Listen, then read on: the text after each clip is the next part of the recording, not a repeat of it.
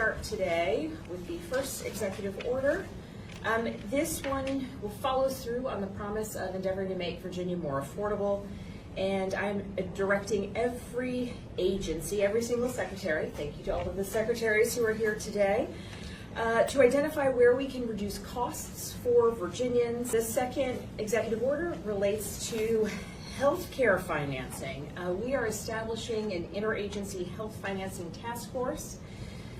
We need to respond as a Commonwealth to the crisis at hand as it relates to healthcare costs and funding cuts from the federal government. This executive order responds to the challenges impacting the affordability crisis in housing across the Commonwealth.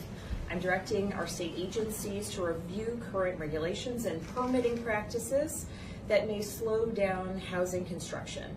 We need more homes that Virginians can afford to rent or to buy, and I am confident that we can eliminate or change some unnecessary requirements, that we can streamline approvals, and ultimately we can build more. And this executive order focuses on academic excellence. We are going to be relentless in strengthening reading and math performance. Instead of pitting parents and teachers against one another, we're going to work together. We're going to focus on student success. I am establishing the Economic Stabilization Task Force.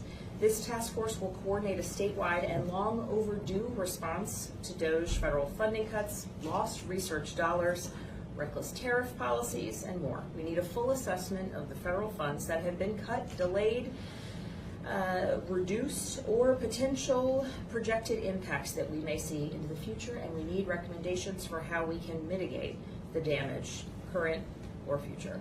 This executive order directs the Secretary of Education alongside the Secretary of Commonwealth to review the process for appointing members to Virginia's public higher education governing boards. My administration will review potential legislative or policy avenues to reform our current system to make sure that we are putting the interests of students, faculty, our universities, and Virginia first.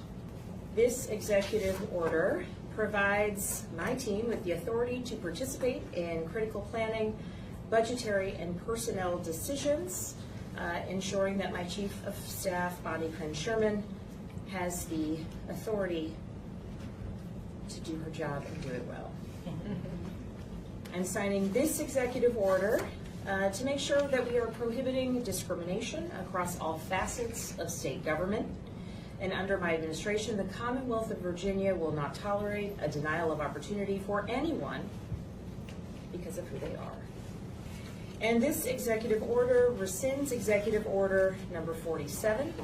State and local law enforcement should not be required to divert their limited resources to enforce federal civil immigration laws. It is a responsibility of federal law enforcement. Virginia state and local law enforcement officers must be able to focus on their core responsibilities, investigating crime and community policing. These executive orders represent just the beginning, first steps that we are taking to make a more affordable Virginia, a safer Virginia, and one focused on ensuring that the future of all of our kids is bright. Thank you so much for your time today.